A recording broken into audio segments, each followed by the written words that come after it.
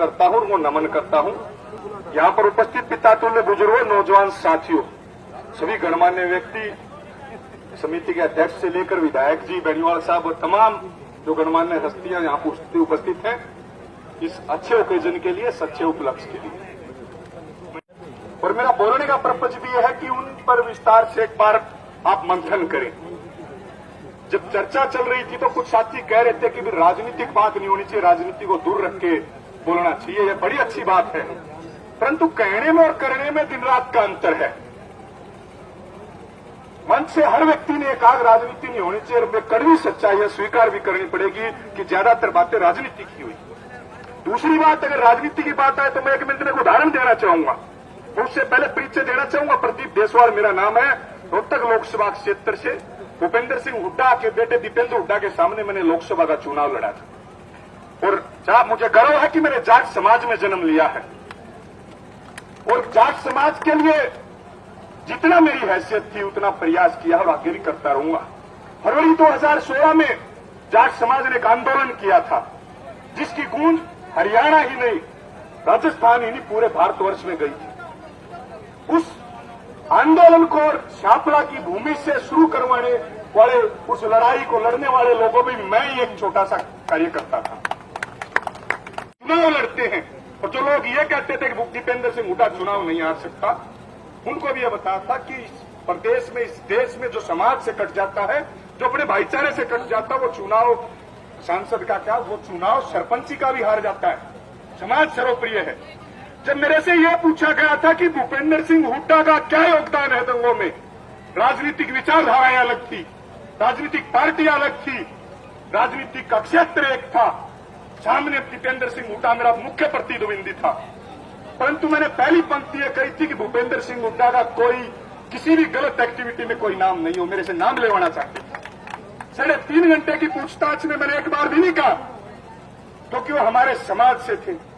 हम कोई भी कार्य समाज के खिलाफ हमें नहीं करना चाहिए। हम टांग खींचते हैं। समाज मजबूत तब होगा जब हनुमान बेनीवाल जी पार्लियामेंट में बोले तो हरियाणा का व्यक्ति वैसे खुश हो, हमारा बेटा, हमारा भाई खुश। और जब अजय सिंह चौटाला आपके बीच में आए तो बेनीवाल साहब पल के बिछाकर स्वागत करें कि हमारा बड़ा भाई आया है।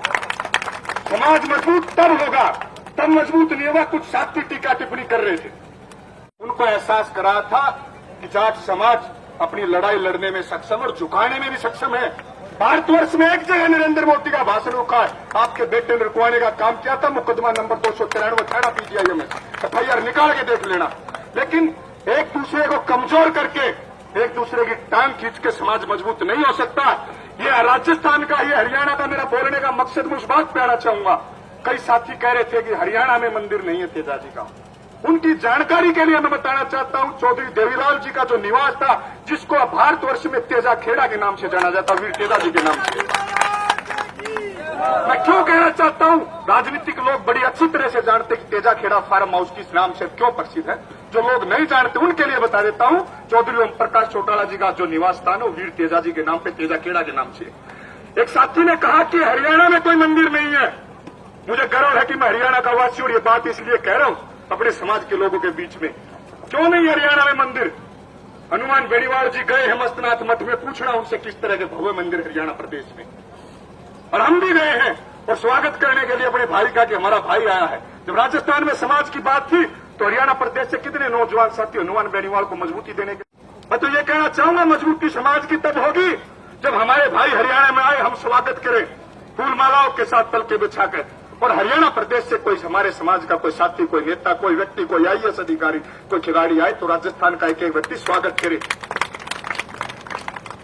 इस तरह के आयोजन कोई राजनीतिक पृष्ठभूमि तलाशने के लिए नहीं है, तो राजनीतिक पृष्ठभूमि तलाशने के लिए नहीं। रही बात कि विश्वास करें या ना करें, छोटा हूं, काफी मेरे से बुजुर्ग बैठे हैं, कोई ज्यादा अनुभव नहीं है मेरा। छात्र राजनीति से शुरुआत की थी, महर्षि दयानंद विश्वविद्यालय का अध्यक्ष बनकर छात्र राजनीति की शुरुआत की थी। आप लोगों के आशीर्वाद से थोड़ा बहुत राजनीतिक अस्तित्व है। परंतु इतना जरूर कहना चाहूंगा कि विश्वास की बात है, जितना देवीलाल परिवार को जितना थोड़ा बहुत जानता हूं, इतना जरूर जानता हूं कि उस परिवार पर आज तक उस परिवार ने यह नहीं कहा कि कोई ऐसी एक्टिविटी नहीं की कि विश्वास न किया जाए। या तो कोई व्यक्ति खड़ा होकर यह कहे कि उस परिवार के किसी भी सदस्य ने कहीं कोई चंदे की यहां करी है, वो चंदा नहीं पहुंचाओ, नहीं दिया हो। वो परिवार एक चौधरी देवीलाल का परिवार है जिसने अपना वचन निभाने के लिए प्रधानमंत्री की कुर्सी छोड़ दी थी। भारत के इतिहास में ना आज तक ऐसा हुआ और ना आगे कभी होगा। तो ये क्वेश्चन मार्क लगाना कि भाई विश्वास नहीं होगा अजय सिंह चौटाला की बात पर। दूसरी बात मैं ये कहना चाहूंगा, अपने बुजुर्ग बैठे हैं, विचार करना, ये मेरी निजी राय है, अंतिम निर्णय आपको कौन रखेगा, ये कोई महत्वपूर्ण बात नहीं है। मंदिर बनेगा, ये महत्वपूर्ण बात है, और मंदिर बातों से नहीं बनेगा, एक कड़वी सच्चाई है। मंदिर पैसे से बनेगा।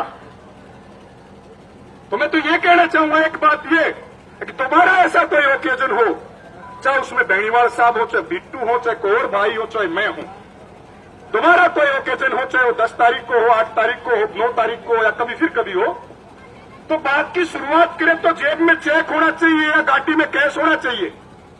अल्लाह के समाज के बीच में रख दे, ये अब तक हमारा था, ये आपका, मंदिर का निर्माण करो। शुरू होगा तो खत्म भी होगा। दूसरी बात जो मैं मुख्य रूप से कहना चाहता हूं कि एक निर्माण पर हम अपना भाईचारा खराब ना करें, इसको एक राजनीतिक मंच ना समझे। हम एक दूसरे की ताकत है, मजबूती है।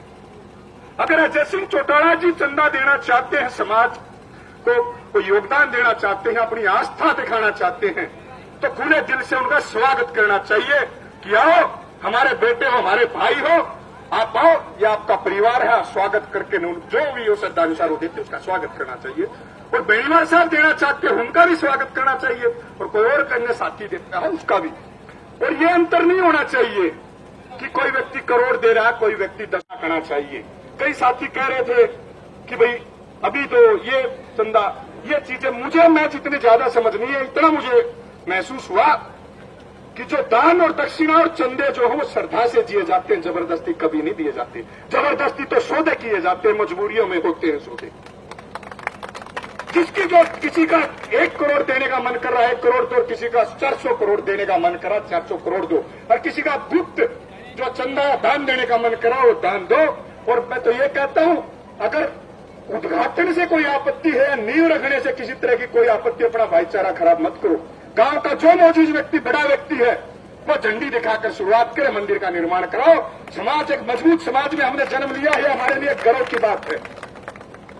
इतने मजबूत समाज में जन्म लिया है कि इतिहास में लिखा है कि दिल्ली के चारों तरफ एक ऐसी कौम बसती है जो जब चाहे दिल्ली को झुका सकती है, और आप लोगों ने झुकाया है। चाहे वो 2016 का जाट आंदोलन हो, चाहे वो और कोई आंदोलन हो, या राजनीतिक रूप से आपने अपना अस्तित्व दिखाया है। आपस में भाईचारा खराब ना करो, हाथ जोड़कर मेरी विनती है। अगर ये चाहते हैं कि भाई राजनीतिक हस्तक्षेप हो रहा है, तो गांव का कोई भी बुजुर्ग व्यक्ति हरी झंडी दिखाकर सबसे बुजुर्ग व्यक्ति हो निर्माण शुरू कराए, जिसकी जो राजनीतिक हैसियत होगी, फाइनेंशियल आर्थिक हैसियत होगी, या जो श्रद्धा होगी, उस हिसाब से चंदा देकर आगे आएगा। जिस दिन मंदिर का निर्माण होगा और जिस दिन चंदा आना शुरू होगा, पारदर्शी तरीके से वेबसाइट बनाओ या अकाउंट को जो है उसके जो भी डिटेल्स है वो सार्वजनिक करो, नोटिस लगाओ निर्माण स्थल पर। जब दान आएगा तो अपने आप पता चल जाएगा कि कौन सज्जन कितना बड़ा दानी है, कौन सिर्फ बातों में मंदिर बनाना चाहता है, कोई आर्थिक रूप से सहयोग करके मंदिर बनाना चाहता है। मेरे से कोई गलत बात निकली हो तो अपना बेटा मानकर, अपना भाई मानकर विशेष रूप से मुझे माफ करना।